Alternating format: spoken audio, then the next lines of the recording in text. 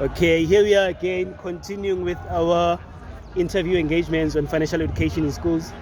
We are here with our brother man. I think Okhroj doesn't need any introduction, but yeah, without any waste of time. So I would love to hear his views on what it means on bringing financial education in schools, or pretty much like the concept of financial education in Kolwen, like bring that concept. So I would love to hear from you, Guti. What do you think on that, or what's your take on that?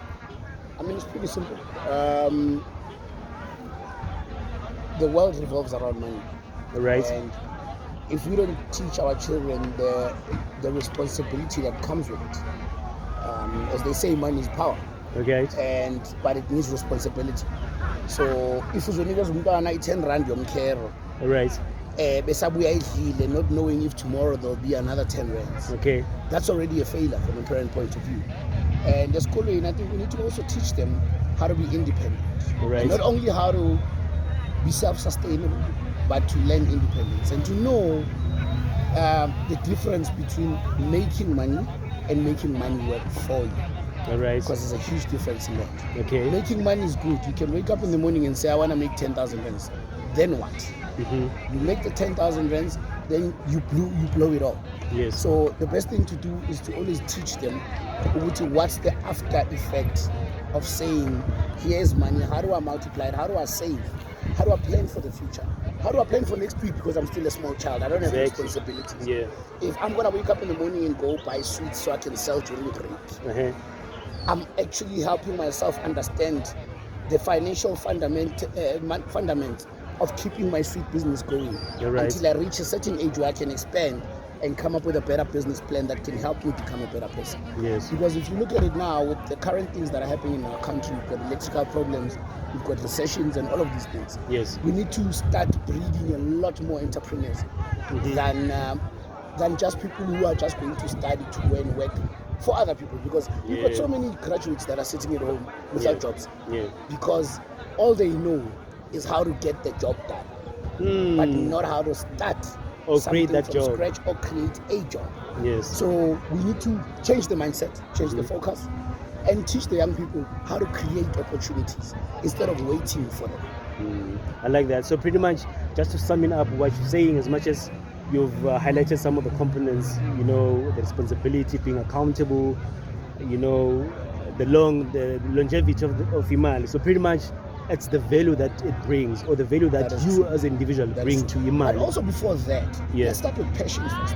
I mean, I get a lot of young people that approach me. They want to start businesses, but they don't really know what they want to start. They just like the concept of, I want to be a businessman. Yeah.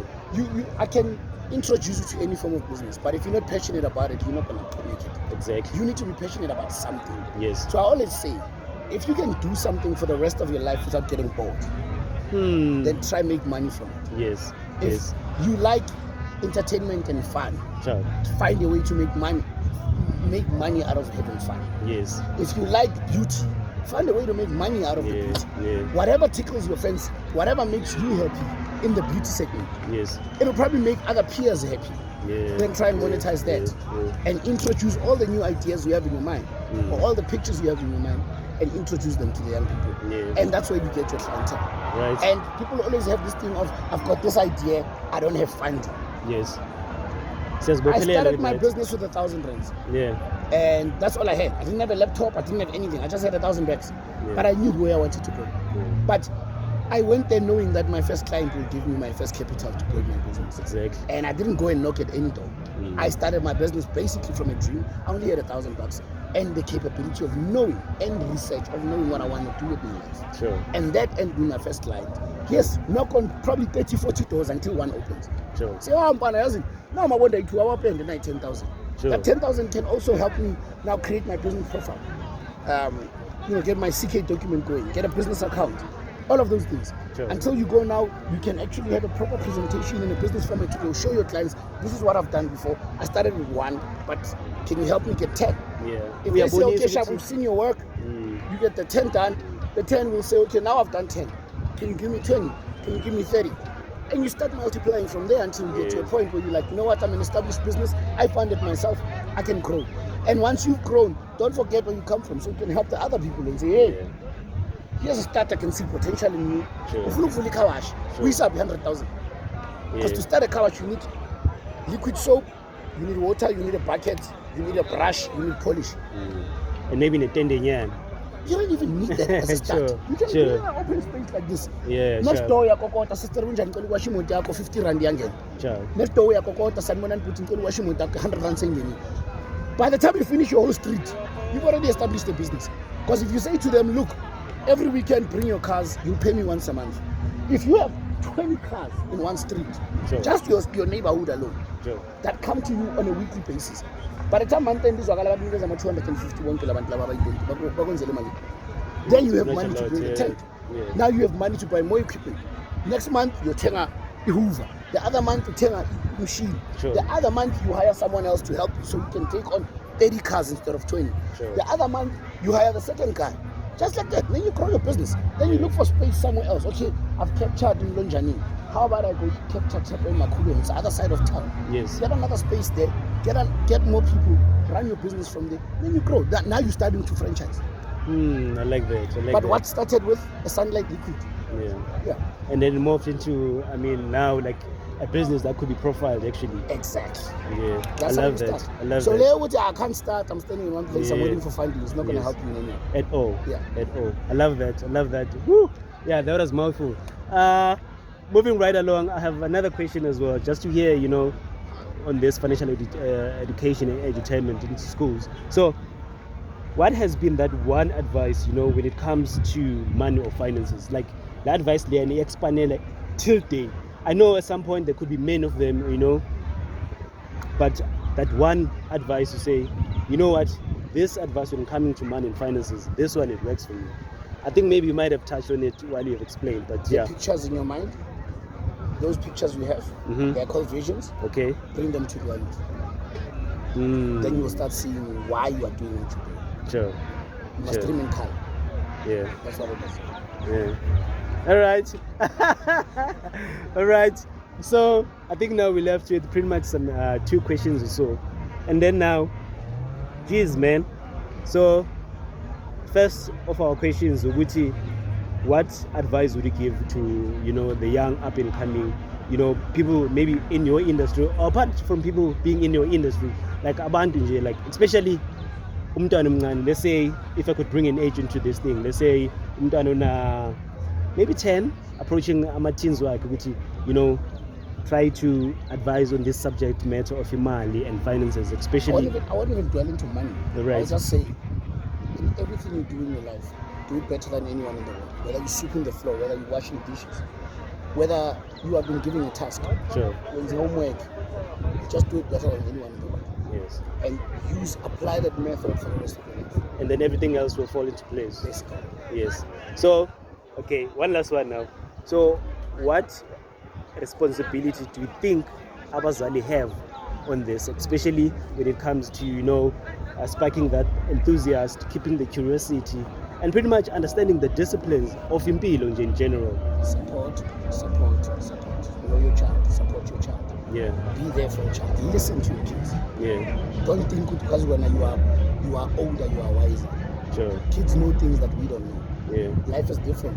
Things happen differently. Sure. That's why we have kids that do drugs that we are not exposed to. We Okay. were never exposed to it at a young age. Sure. Support. Know your child. Understand your child.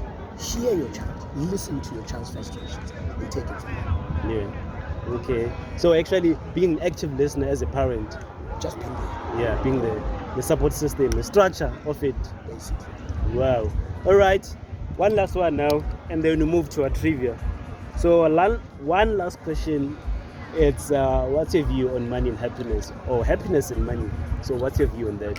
Money will never, ever buy you happiness. Okay. But if you trust the words that come out of your mouth, then your body will trust everything you say to it. Then that's happiness. Okay. Right. Wow. If your body trusts the words that come out of your mouth, Sure. then your body will be confident enough to know that everything you say, it believes. Sheesh. Then everything else will fall into place. Yeah. trust yourself. Never ever lie to yourself, ever. Sure. If you say tomorrow morning, sure, Sure. make sure that you keep the promise you make to yourself. Mm. If you say at 3 o'clock, I want to do my assignment, Sure. make sure you keep the promise you make to yourself. Then your body will start trusting you. Why do you think that is important or that is Because if key? you lie to yourself, then no one else will believe you. Mm. If you say- Ungazicambeli manga. You procrastinate. Yeah. Let business ngizoyiqala next week. Sure. I'll stop drinking next week. I am from Yogukwa, Sure. next week. And then it doesn't happen. That means your body stops trusting you. Because they know you just saying it. But you'll never do it.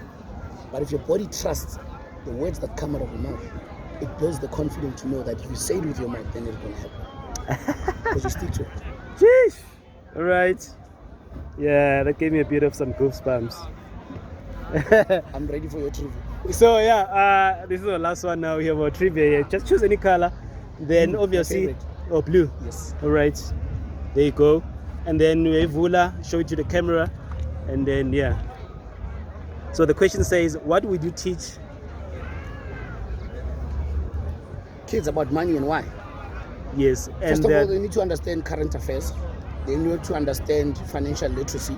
But remember, not all kids do the same subjects. There are kids who are doing physics. There are kids who are doing geography and all of that. yes. Like general knowledge of knowing how your economy is running versus other countries. Yes. Then they'll teach you a lot about understanding where you are standing in terms of your future. Okay. What do tax mean? Why do we pay tax? What does it do? Okay. How does it benefit us as a Sure. human race? That's why. Investment, saving.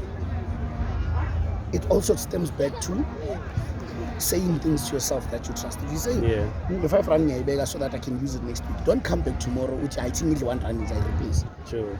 It's also about self-trust. Mm. And the last one is budgeting. You can never do anything if you don't budget for it. Yeah. I want to save up for it. Mali in 700 rand. Okay, mailing you'll buy. You keep a mali you keep a 250 when you told 250. Sure. You understand that's budgeting. Sure. So for me, it's that trust yourself. Make promises to yourself that you know are realistic, so that your body can learn to believe the things that come out of your mouth. Then that way, every time you say I want to do this, you will definitely do it. Yeah. So that's called dreaming in color. Mm. And painting a picture after all. Yes. Well, so yeah, that's it. That's it, guys. Thank you very much for this time, and yeah, I hope everyone will learn from this and will take from this. You know, yeah, this has been a mouthful, given the fact that this is our last day here. So thank you very much. Thank you very much, Mr. Zalim Kabi. So Love. sure.